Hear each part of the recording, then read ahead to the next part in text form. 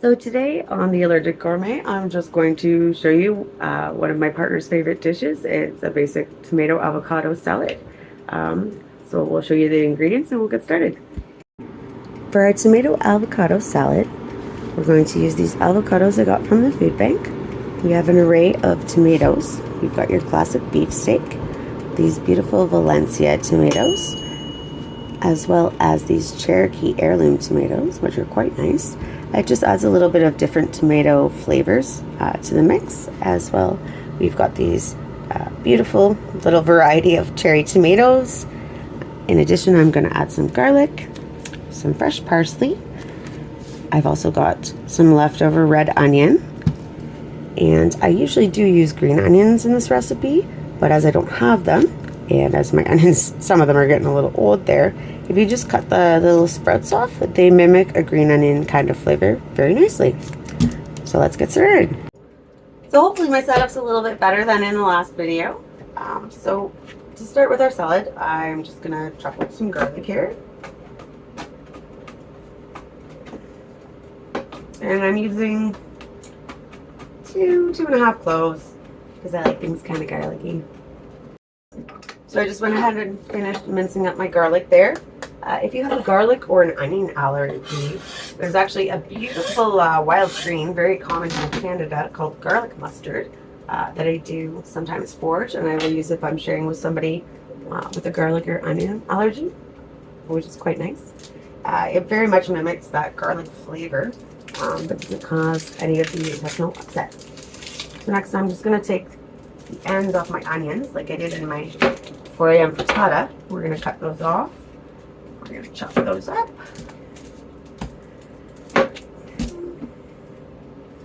And we're also going to chop up our beautiful little piece of red onion there. So I've got my onion sprout ends chopped up there. Another thing you can do if you have space and you have a garden, once your onions start sprouting like that, they're kind of starting new onions. So if you split them up, you can generally get 2 or 3 different onion sprouts basically. If any of the rest of your onion is still good, you can eat that part, plant those little sprouts, and then you can grow from 1 onion, up to 2 or 3 new onions. Kind of a nice little trick there.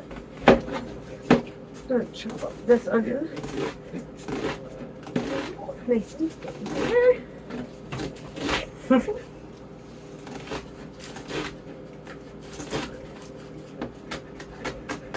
And I quite like this knife I have here. It's actually called a vegetable cleaver.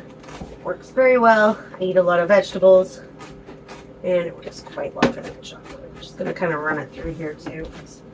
Nice little uniform pieces is kind of what we're going for there. We don't want too big of a bite of onion. There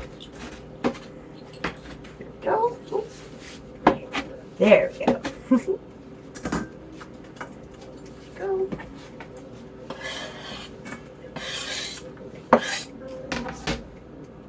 So next, we'll chop up some of these nice tomatoes here.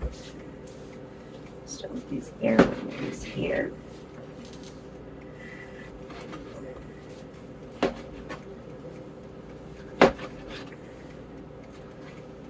And if you don't have a nice sharp chef's knife like I do, using a serrated blade will actually help you chop through the skin without mushing down your tomatoes, especially if they're soft tomatoes, like sometimes the ones I get from the food bank that have, been sitting on the shelf a little bit longer than the ones you'd be able to buy. That's helpful. Helps keep that texture. I guess you'll notice too, I'm throwing my little veggie ends in this container here.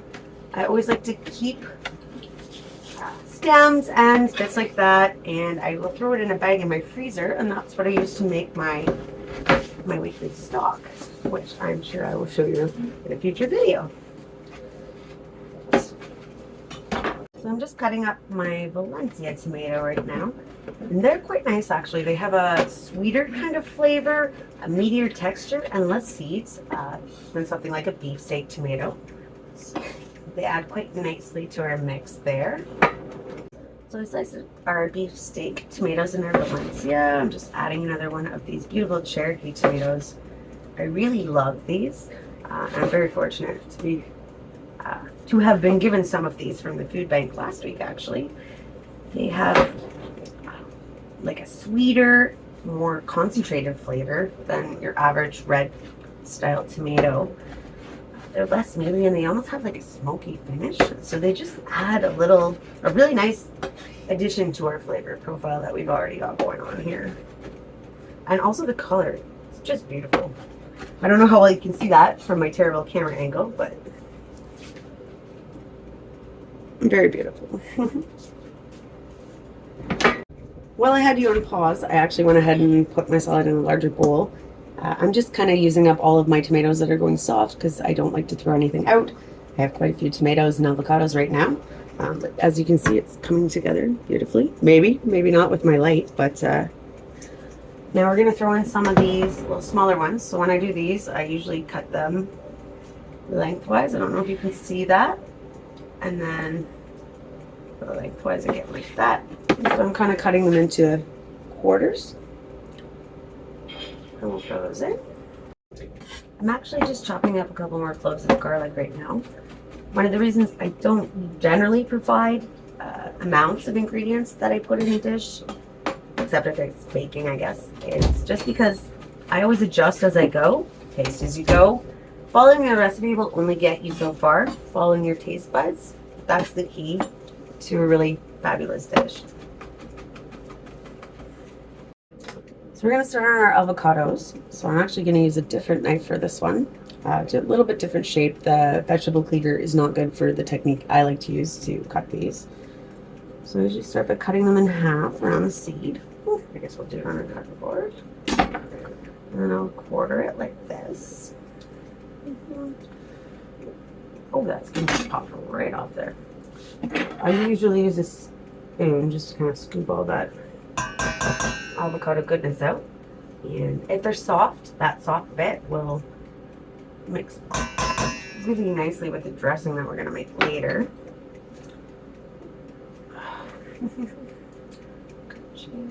We're going to get our hands a little messy with this one. Seems like a softie. And especially with the harder avocados, the way that I like to cut them. So I will cut them across with my knife, just down to the skin. I hope you can see what I'm doing there. That might be better. I'm gonna have to get another light here. Then I'm gonna go down like that. And don't worry if some pieces come out. I'm not sure how well I'm showing you. And then we're gonna do the same thing on top. Sideways like that, all the way down, like that. And then you're gonna get perfect little cubes when you scoop it out with your spoon.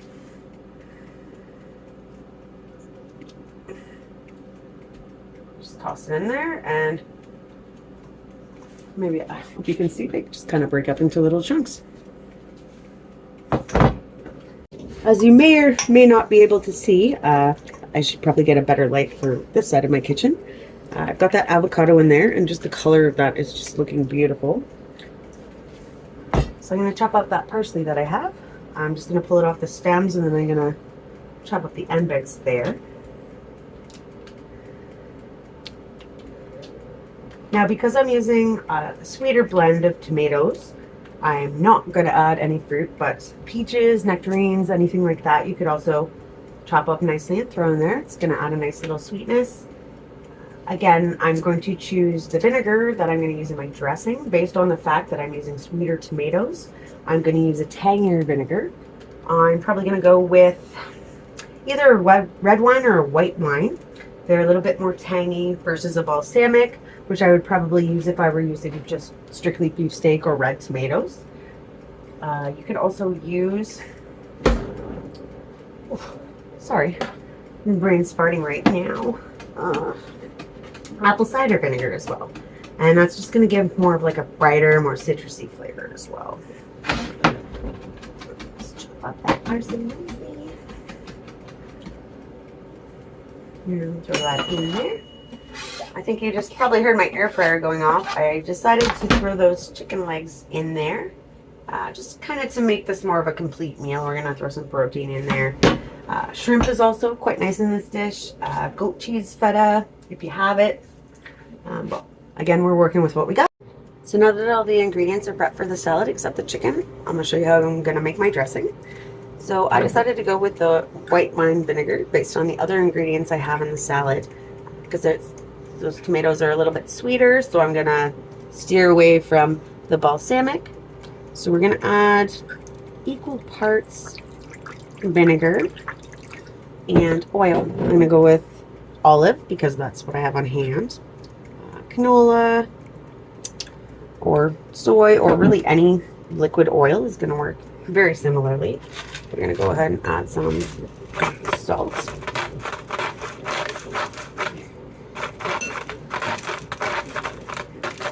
As I mentioned before in my videos, I do have high blood pressure, so I try not to go too heavy-handed on the salt. So I'm going to add a little bit of MSG. It's got 1/3 of the sodium of salt, but I know a lot of people are allergic, so obviously avoid that if you're allergic. As I said too before, one of my favorite ingredients, paprika. Some of the liquid smoke is also nice if you don't have that, but I always like that little bit of smokiness in there. I'm going to go with some thyme.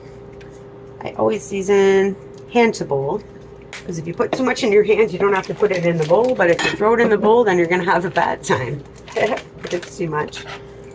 Some nice basil. Basil really helps bring all the other flavors out there.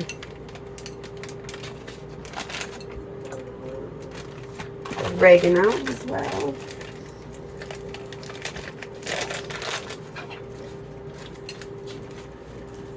And I'm putting about equal amounts of all the spices, maybe a little bit less thyme. Marjorine's also nice if you happen to have it. So I don't actually have black pepper on hand right now, so we're gonna go with cayenne. My cayenne's kind of old, so it's not quite as spicy as a fresh bag of cayenne, so I can put a little bit more safely than I would have from a fresh bag. And some ground mustard powder, which actually helps emulsify the oil and vinegar together. Keeps the dressing held together. Doesn't really affect the flavor too much, so we'll put a little scoop of that in there. And then we're going to give that a really good stir there. If you have a whisk, probably work better, but as again, I don't really have a kitchen. I try to avoid making extra dishes because that just makes extra unnecessary work for myself later. Give that a little taste and adjust. A little bit more salt.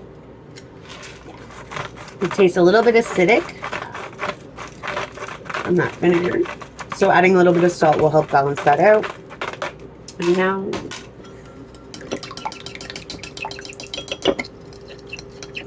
I'm gonna try. That's really nice. I'm actually just gonna go a little off book here. Grab a little bit of molasses from my pantry. Do kind of want to sweeten it up a little bit. Ooh, you can taste the smokiness from that paprika. It's beautiful. It also gives it that beautiful red color. Just kind of, my molasses is on its last legs, so I'm going to scrape some of that out there. Oh goodness, hope I can get it off. Oh, I should probably do it. I'll scrape that in there. We'll try. My molasses is a little bit old. Again, it's kind of at the end of its life there, so it's a little bit thick. Give that a good stir. You could also use things like honey, maple syrup, really any liquid sugar is really nice. You could even go refined sugar, but I like the complexity that adding some of the liquid sugars adds because they have extra flavor notes in them there. All right, let's give that a try. Beautiful. So my chicken dinged. It's looking good. As you can see, it's nice and crispy and done.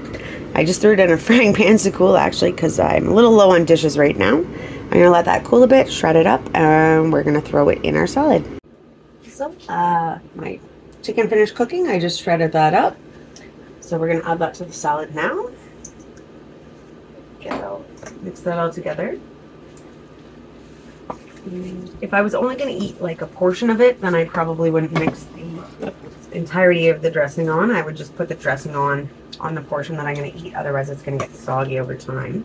But my partner and I are quite hungry, so I'm pretty sure we're gonna muck this whole thing. So we got dressing there. I'm just gonna give it a last little stir, help emulsify it before we throw it in there. I also added a little bit of liquid smoke to that. Well, I was on pause as well because I'm a sucker for that smoky flavor. We'll give that a nice little stir there. Oh, that just looks beautiful. I don't know if you can see that. Oh, no. Still learning my camera there.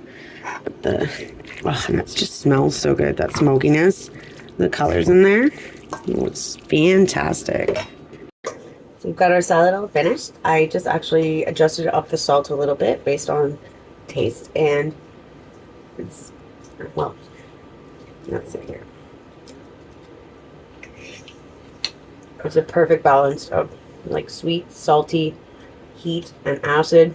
It's a great way to use up tomatoes that are getting a little bit soft or old, or excessive avocados or soft avocados. If you give this salad a try, I'd love to know what variations you add. If you add things like peaches, nectarines, fruit, what type of vinegar you use. And if you enjoyed this video, I hope you'll consider liking and subscribing. And I hope you join me in the future for more of my videos. Thanks.